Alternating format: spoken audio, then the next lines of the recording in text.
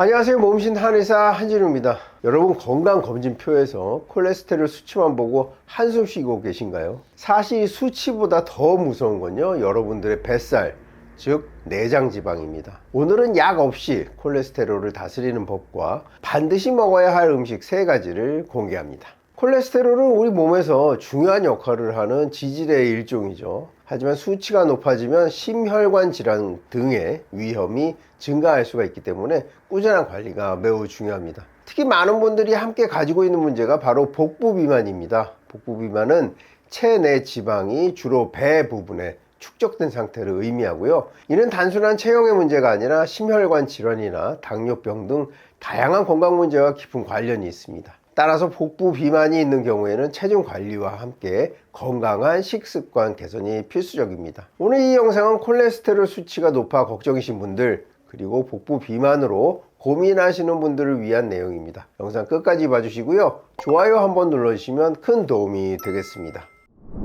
이제 콜레스테롤과 혈관 문제에 대해서 알아보도록 하겠습니다. 우리 몸에는 내장 지방이라는 것이 있습니다. 이는 장기 주위에 쌓이는 지방을 의미하는데요. 이 내장 지방이 과도하게 축적되면 다양한 건강 문제를 유발할 수 있습니다. 내장 지방의 양이 많아지면 콜레스테롤 수치 역시 상승하게 되고요. 그 결과 체내 지질대사의 균형이 무너지게 됩니다. 이러한 상태가 지속되면 결국 혈관에 문제가 생기게 됩니다. 내장지방은 단순히 저장된 기름덩어리가 아닙니다. 끊임없이 염증 물질을 내뿜는 독소 공장입니다. 여기서 나온 지방산이 간으로 가서 LDL 콜레스테롤 수치를 폭발시키죠. 즉, 혈관 건강을 지키려면 뱃살부터 잡아야 합니다. 특히 고콜레스테롤 상태가 계속되면 혈관에 심각한 손상이 발생할 수 있고요. 이는 심혈관 질환으로 이어질 위험을 높입니다. 또한 내장지방이 많은 경우 혈중 LDL 콜레스테롤이 증가하게 되고요. 이로 인해서 심장병 위험도 커지고요. 혈관 손상 가능성도 함께 증가합니다. 이러한 문제를 예방하기 위해서는 무엇보다 내장지방을 줄이는 것이 중요합니다. 식이조절과 운동을 병행하고 꾸준한 건강관리와 함께 정기적인 검진을 통해서 콜레스테롤 수치를 지속적으로 확인하는 것이 필요합니다. 그렇다면 약이 아닌 방법으로 콜레스테롤을 낮출 수 있는 방법은 없을까요? 오늘은 연구를 통해 효과가 검증된 음식 3가지를 소개해 드리겠습니다. 또한 콜레스테롤 약을 복용하시는 분들이 반드시 알아야 할 주의사항도 함께 설명드리겠습니다.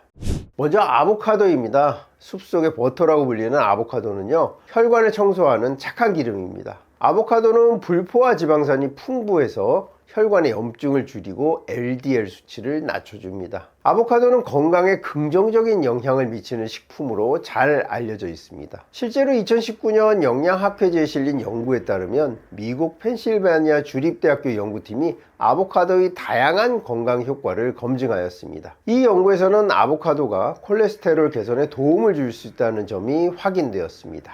다음은 견과류입니다. 견과류는 건강에 좋다는 사실이 널리 알려져 있고요. 각각의 견과류에는 다양한 영양소가 포함되어 있어서 인체에 긍정적인 영향을 미칩니다. 2003년에는 미국 FDA에서 견과류에 대한 건강 관련 기능성 표지를 허가하면서 그 효과가 일정 부분 검증되기도 했습니다. 견과류에는 불포화 지방산, 비타민, 미네랄 등이 풍부하게 들어있어서 심혈관 건강을 개선하고 혈중 콜레스테롤 수치를 낮추는데 도움을 줍니다. 다만 주의할 점도 있습니다. 견과류는 칼로리가 높은 식품이기 때문에 과다 섭취 시 체중 증가로 이어질 수가 있습니다. 또한 일부 사람들은 견과류에 알레르기 반응을 보일 수가 있으므로 섭취 시 주의가 필요합니다. 이러한 점을 고려해서 적당한 양을 섭취하는 것이 중요합니다. 하루 한 줌이면 충분합니다. 단 볶은 것보다 생견과류나 가볍게 구운 것이 산패 걱정이 적어 더 좋습니다.